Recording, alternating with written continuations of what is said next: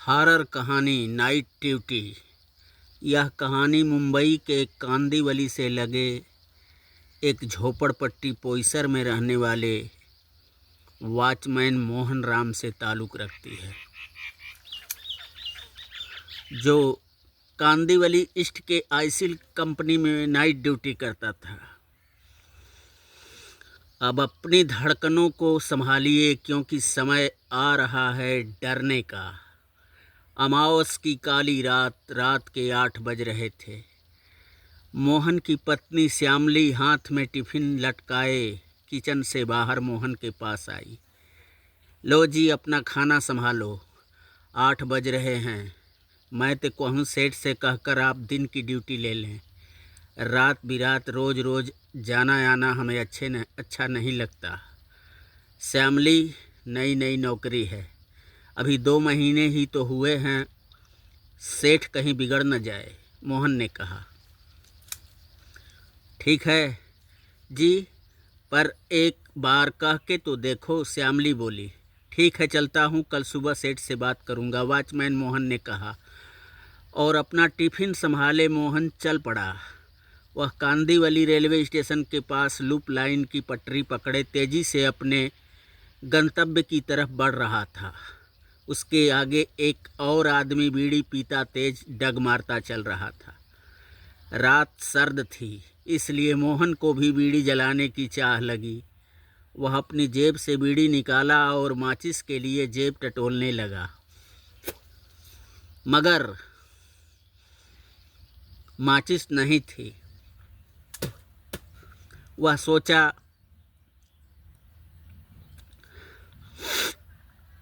सोचा क्यों न आगे वाले व्यक्ति से माचिस मांगे। उसने 2-3 बार आवाज़ लगाई, अरे भाई ज़रा माचिस तो दीजिए यार। पर उधर से माकूल जवाब न पाकर वह उसे बहरा समझकर दौड़ लगाया ताकि उसे पकड़ ले, क्योंकि कोई नशा करने वाला व्यक्ति किसी दूसरे को नशा करते देखता है तो उसे भी नशे की चाह बढ़ने लगती है। मोहन तेज डग मारते उसके करीब पहुंचा और उसके कंधे को पकड़कर अपनी तरफ यह कहते हुए खींचा, भाई साहब जरा सुनिए तो। पर यह क्या, बड़ा विभत्स डरावना चेहरा था उस व्यक्ति का। उसके चर्म ललाट से छील कर दाढ़ी से नीचे को झूल रहे थे। वह बीड़ी नहीं पी रहा था, बल्कि उसके मुख से बार बार अग्नि की लपटें निकल रही थीं। आँखें सुर्ख लाल रक्त में डूबी लग रही थीं। मोहन को काटो तो खून नहीं।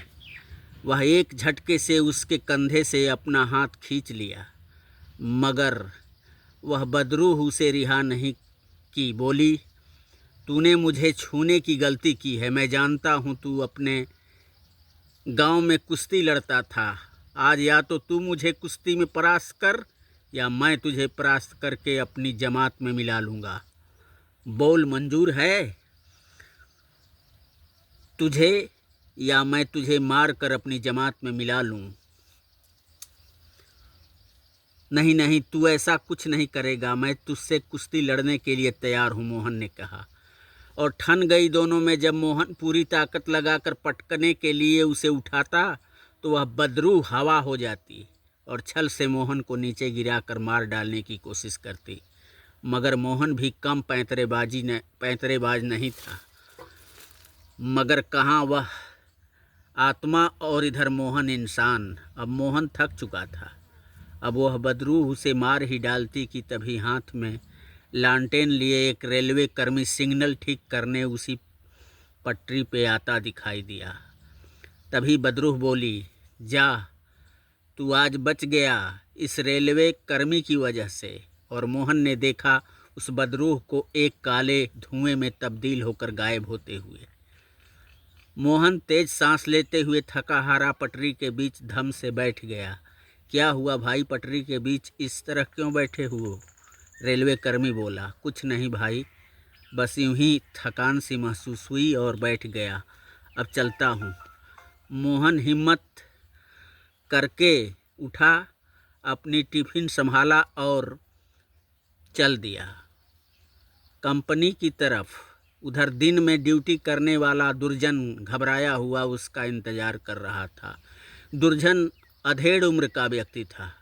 तभी लड़खड़ाते कदम मोहन कंपनी के बाहरी गेट पर पहुंचा।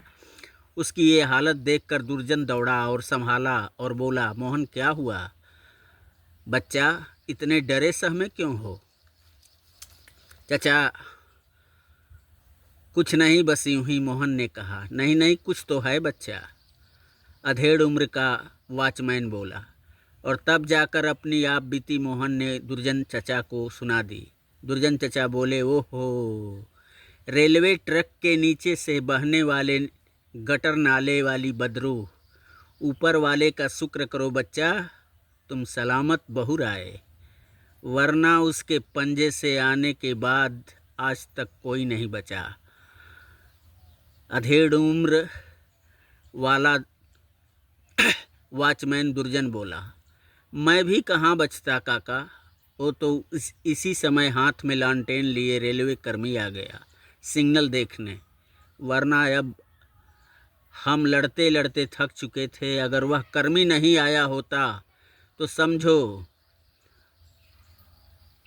हमारी जीवन लीला समाप्त थी। घबराया हुआ वॉचमैन मोहन बोला, ऐसा करो, सेठ से चिरौरी मिनती करके दिन में ही ड्यूटी ले लो, क्योंकि एक बार लिपट जाने के बाद बदरूहें अपने शिकार को जिंदा नहीं छोड़ती। अधेड़ वॉचमैन बोला। इतना कहकर चचा चले गए थे। उधर एक फकीर पोईसर की उस चाल में पहुंचा जिसमें मोहन की खोली थी। रात के 11 बज रहे थे। श्यामली फर्श के पोछे लगा रही थी। इस दरवेश की झोली में कुछ डाल दे बहन, फकीर ने कहा। रुकिए बाबा, अभी लाई, श्यामली ने कहा। वह किचन में गई और दूध रोटियां लाई। फकीर अभी दूध रोटियां लेने के लिए अपना पात्र आगे बढ़ा ही रहा था कि श्यामली के हाथ में जो दूध था उसमें 2 प्रतिबिंब फकीर ने देखा, मोहन और उस बदरूह की हैवानियत के। दोनों एक दूसरे से भिड़े हुए हैं। या खुदा, इस नेक बंदे की हिफाजत कर, फकीर ने कहा। क्या है बाबा, मेरे खाने में कुछ कमी है क्या? श्यामली बोली। ओए नहीं बहन, खाने में कोई कमी नहीं।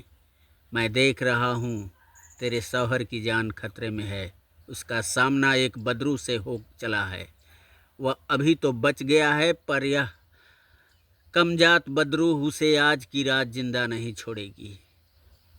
अब खाना रहने दे बेटी, खा लिया।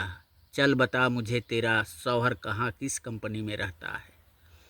श्यामली ने रूम का बाहरी दरवाज़ा बंद किया और फकीर के साथ चल दी। उधर मोहन अपना डंडा लिए कुर्सी पर बैठा पहरे दे रहा था। तभी कंपनी का बाहरी गेट इतना ज़ोर से खड़खड़ाया जैसे लगा कोई गेट को उखाड़ फेंकना चाहता हो। वह कुर्सी छोड़कर खड़ा हो जाता है। फिर सब कुछ शांत सा हो जाता है। उसी समय बाहर फकीर और श्यामली आ धमकते हैं। तभी मोहन को लगता है कि भीतर बिन वर्कर के मोटर्स स्टार्ट हो चुकी हैं। वह सोचता है कि भीतर तो कोई कम वर्कर है ही नहीं, फिर यह कैसे संभव है? वह अपनी टार्च जलाए उधर को चल देता है और श्यामली उसे आवाज़ लगाना चाहती है, मगर फकीर उसे इशारे से रोक देता है। नहीं बहन, उसे जाने दो। मैं सोच रहा हूँ वो बदरूह उससे भिड़े, वही अवसर उचित होगा उस बदरूह को ख़त्म करने के लिए।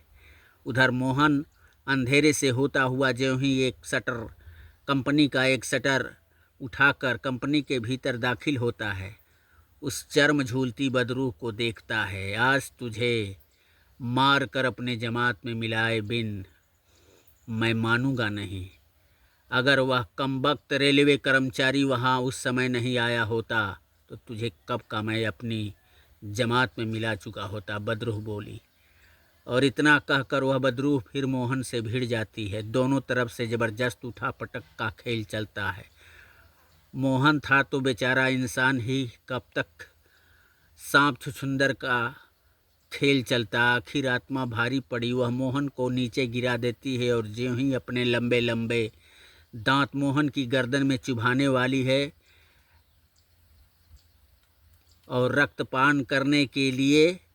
तभी वहाँ श्यामली के साथ फकीर आ धमकता है और दहाड़ उठता है, ठहर जाए कमजात बदरूह, जिस्म आज मैं तुझे फना करके ही दम लूँगा। वह बदरूह मोहन को छोड़कर फकीर पर झपटती है। ज्यों ही फकीर अपने मुट्ठी में कुछ लिए कोई अरबियन मंत्र बुदबुदाता है और अपनी तरफ बढ़ते उस बदरूह पर फेंक देता है। एक आर्तनाद भरी चीख सुनाई देती है वहाँ बदरूह आत्मा की, और एक अग्नि के जलते अंगारे से काले धुएं के समान कोई वस्तु निकलती है और फिजा में विलीन हो जाती है। फकीर मुस्कुरा रहा था, आसमान की तरफ आंखें गड़ाए। सुनो जी, अब नाइट ड्यूटी कभी नहीं करना, श्यामली बोली।